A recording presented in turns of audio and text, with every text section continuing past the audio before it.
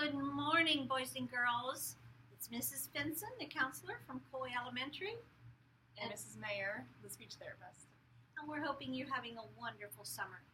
And we're going to continue with our reading today, Summer According to Humphrey. And today's reading is Chapter 17, The Case of the Missing Frog. I kept my eyes fixed on the office building, but it was a long time before I saw Saya leave again. Even from a distance, I could see she was smiling, and she gave a happy wave to Hap Holloway as she skipped down the path.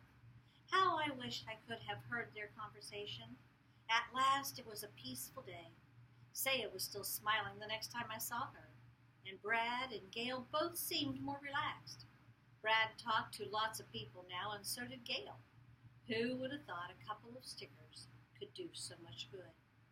Garth and the Bob Whites were brimming with confidence that they would be spending the night at Haunted Hollow, and who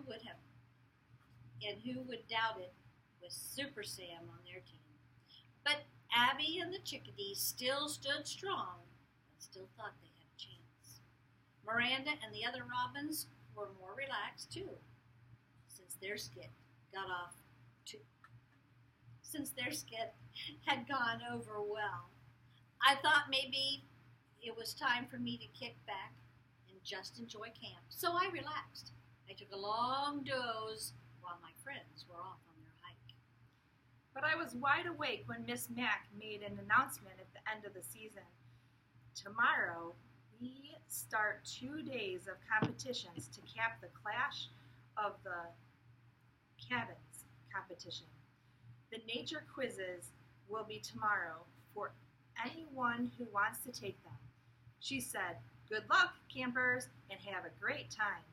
I felt a little shiver of excitement, but also uneasiness. So soon, I thought. Were my friends ready? Was I ready? I hopped on my wheel to relieve my anxiety. It didn't work. I spent that night with the Blue Jays, but they left for a while to go to the evening campfire. I wasn't sure what was special about campfire nights, but my friends were always keyed up when they came back.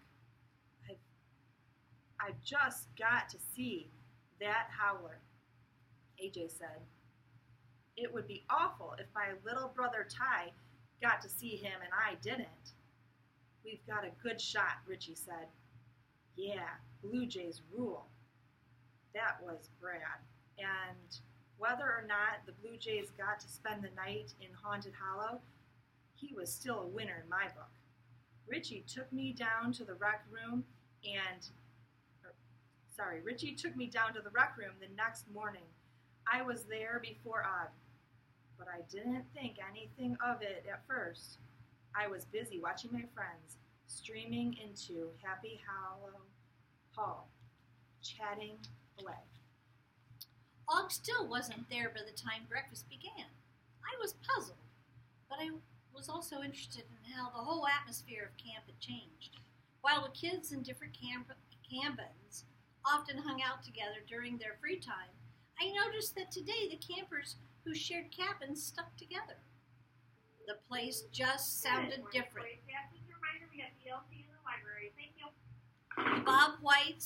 The Bob Whites came together from one table. Chickadees came from another. AJ led his cabin, Blue Jays rule chant. Robins, rah, rah, rah, was followed by a lot of giggling. I heard it all, but Og didn't, because Og had never arrived. Maybe somebody had already took him over to the nature center. Miss Mack said she carried my cage down to the path after breakfast. Sure, somebody took him over to the nature center. I just figured, but who? As soon as we entered, I knew something was very, very, very wrong. Og's tank was there, all right, but Og wasn't in it. I could see right away that he hadn't popped up to the top himself because it was firmly in place. Lovey, who was usually calm and quiet, was flapping her wings and making excited noises. Even Jake wiggled more than usual. Miss Mac set my cage down and checked the tank to make sure that Og wasn't hiding behind a plant. Some of the campers were gathering to take their nature quizzes. Miss Mac asked them if they'd seen Og, but no one had. Katie came in, and she was pretty upset at the news. She organized the kids, and they searched every inch of the room, under chairs and in the potted plants. Og, where are you? I squeaked at the top of my lungs. Og, come out! We're worried. I waited to hear a friendly wang, wang, but it didn't come. The rest of the morning was a blur.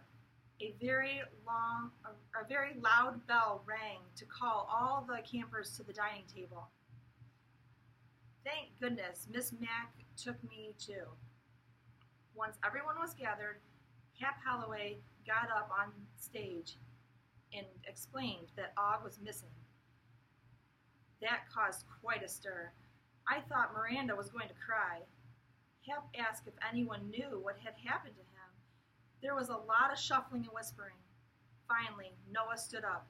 I know, he said. You can bet that all eyes were on Noah. He didn't seem very happy about it. Where is he? I screeched.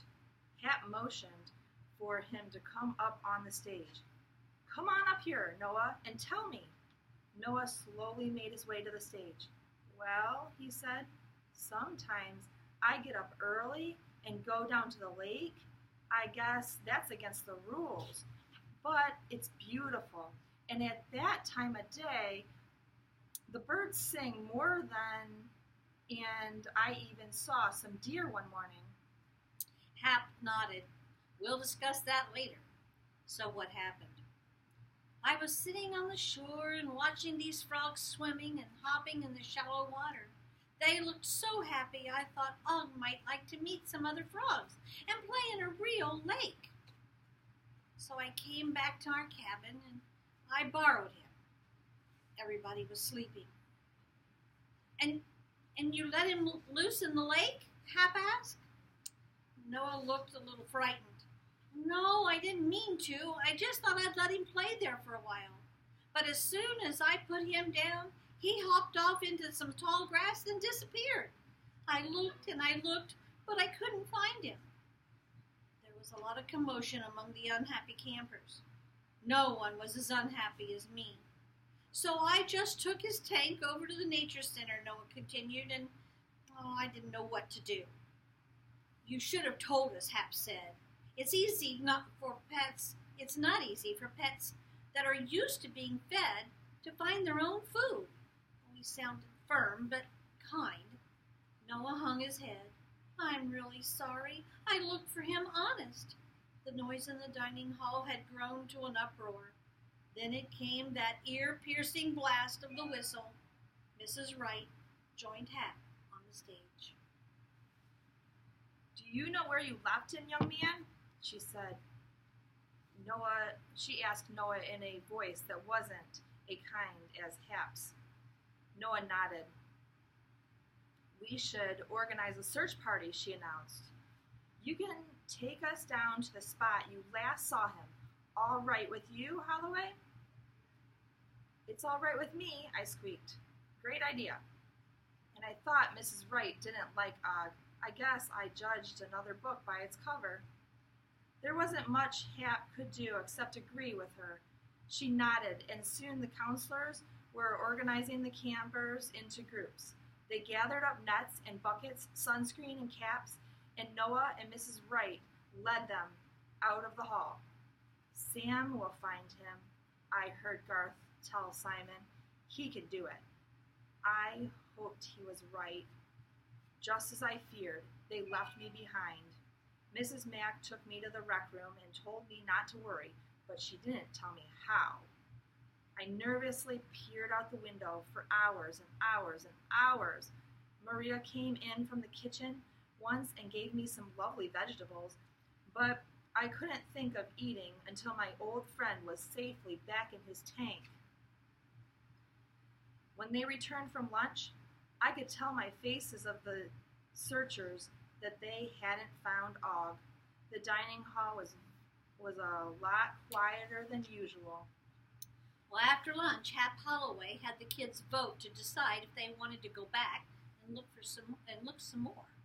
Apparently, they all did. Before they left, they sang the Camp Happy Holloway song. I tried to sing along, but a big lump in my throat made it unsqueakably difficult. That afternoon, I seemed to go on forever, and when the campers returned, they still weren't smiling. Miss Mack came to the rec room and pulled up a chair next to my cage. Humphrey, we didn't find him. I'm sure he'll be fine there in the lake with the other frogs, she said. Her eyes looked all wet. But I know he misses you as much as you miss him.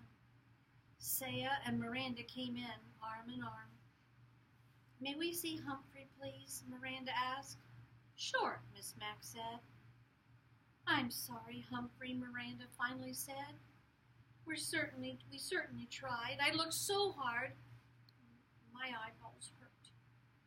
We're going back tomorrow, Saya said, and I'm never giving up, never. Thank you, I squeaked. For the first time in my short life, my cage felt like a prison. I'm never giving up, Saya said. I heard those words in my head all evening. And after I was safely in the robin's nest that night, I kept hearing them. My friends had given their all looking for Og, and I hadn't done a single thing. I was mad at myself and sorry for myself all at once. I was mad at Noah and sorry for him too. And then I heard it. Skitter, skitter, skitter, scratch, scritch, scritch. Goldenrod was under the cabin again. I didn't think twice about what I had to do. I slid down the table leg and found an opening between the floorboards. Goldenrod, it's Humphrey, I squeaked. Hi, Humphrey. What are you doing out of your cage? She squeaked back. I need your help, I said. I'll meet you outside. I scampered to the door. There was a nice wide opening between the bottom of the door and the floor, and I easily slid through it. When I got out to the porch, I saw Goldenrod waiting in a clump of bushes. I was so excited. I probably didn't make sense, but I told her about Og and what had happened. Maybe he wants to be wild, Goldenrod said. Maybe, I agreed, but I have to know for myself. Goldenrod thought for a moment. I'll help you, but it's a long way to the lake. Oh, wait, I know a shortcut. Soon I found myself following Goldenrod down the path in the moonlight. Then she veered off the path into a thick underbrush, almost like the jungle I'd seen in that movie back in the library. Longfellow School seemed a million jillion miles away. I was out in the wild, like the lions and gorillas and hooty owls. It was scary, scary, scary. It was also thrilling. Enjoy your summer,